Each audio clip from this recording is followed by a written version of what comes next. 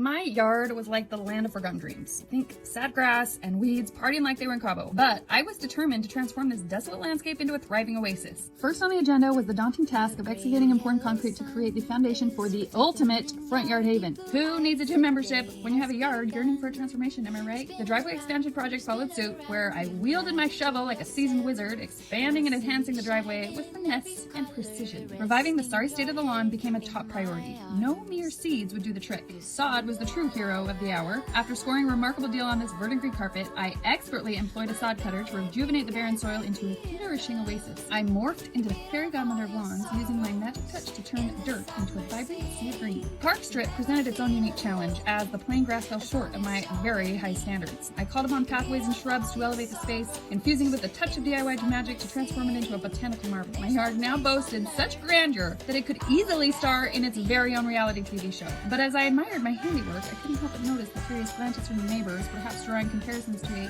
hyperactive Martha Stewart. But undeterred, I was determined to showcase that if Martha could turn a prison sentence into a lifestyle empire, I could certainly work my magic and turn my yard into a masterpiece.